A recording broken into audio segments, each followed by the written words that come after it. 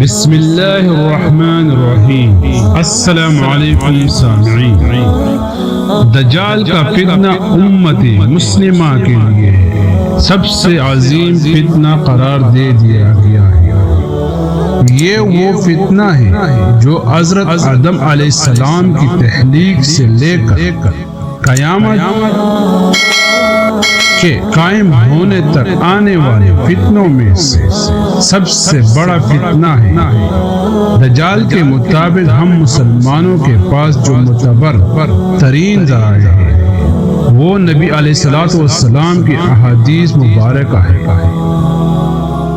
احادیث کی کتابوں میں صحابہ کرام رضوان اللہ اجمعین سے دجال کی مخصوص سواری کے مطابق روایات کی گئی ہے، جس کا مجموعہ یہ ہے کہ دجال ایک چمکدار گھوڑے پر سوار ہو کر نکلے گا، جس کے دونوں کانوں کا درمیانی فاصلہ 40 ہاتھ کے برابر ہوگا۔ دجال اس گھوڑے پر سوار ہو کر سمندر میں اسی طرح داخل ہوگا جسے گھوڑ سوار اپنے گھوڑے پر سوار ہو کر ایک دم ندی میں داخل ہو جاتا ہے۔ یہ وہ وقت ہوگا جب لوگوں کی ایمانی حالت بہت کمزور ہو چکی ہوگی۔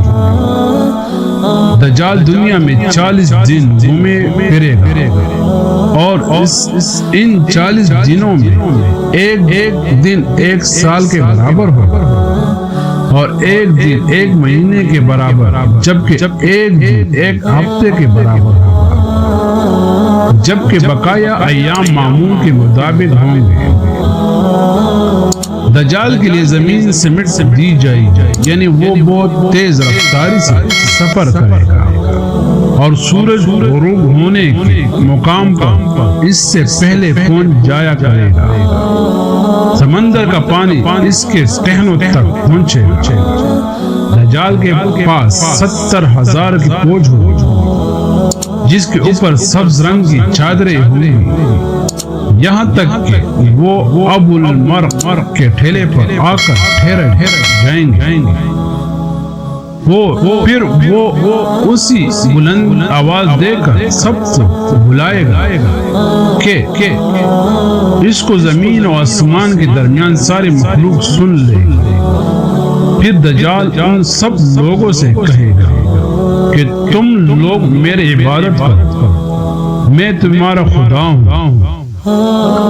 اس موقع پر رسول اللہ صلی اللہ علیہ وسلم نے فرمایا کہ تمہیں پتہ ہو کہ تمہارا رب ایک آنکھ والا نہیں ہو سکتا، بلا وہ رب جو دوسروں کو آنکھ دیتا ہے وہ خود کیسے بینائی سے محروم رہ سکتا ہے۔ اس بدبخت دجال کے ماتھے پر کافر لکھا ہوگا، جسے صرف مومن ہی پڑھ سکتا ہے اور اسے پہچان لے گا۔ دجال اپنے گدے پر سوار ہو کر ساری زمین پر گھومے گا۔ زمین کا کوئی حصہ، چاہے وہ پہاڑی ہو، چاہے میدانی ہو یا صحرائی، کوئی علاقہ ایسا نہیں بچے گا جہاں وہ نہیں جا پائے گا، سوائے مکہ مکرمہ اور مدینہ منورہ کے، کیونکہ اللہ تعالیٰ ان دونوں جگہوں کو حفاظت خود فرشتوں کے ذریعے فرمائے گا۔ دجال جب وہاں داخل ہونے کی کوشش کرے گا تو فرشتے اس کا روح پھیر دیں گے۔ ان حدیث کی بنیاد پر یہودی خاص طور پر گدے کی تعظیم کرتے ہیں اور وہ اپنی خفیہ عبادتوں میں گدے کو ضرور شامل کرتے ہیں۔ بعض لوگوں کا یہ دعویٰ ہے کہ عبادت کے دن خفیہ طور پر یہودی ایک گدے کو اٹھا کر بیت المقدس میں لے جایا جاتے ہیں، جہاں مختلف رسم اور رواج کے مطابق اس گدے کو سجایا جاتا ہے۔ یہ تمام باتیں اس جانب اشارہ کرتی ہے کہ خروج دجال کا وقت اب زیادہ دور نہیں۔ بلا شبہ یہ فتنوں کا دور ہے اور اس وقت انسانیت دجال اور دجال کی قوتوں کے فتنے عظیم طرف بڑھ رہی ہے۔ لہذا دجال کی قوتوں سے آگاہی رکھ کر ہی ہم اپنے نسلوں اور اپنی ایمان کی حفاظت کر سکتے ہیں۔ اللہ تعالیٰ ہمیں اور ہمارے آنے والے سب نسلوں کو دجال کی فتنوں سے محفوظ رکھے، آمین۔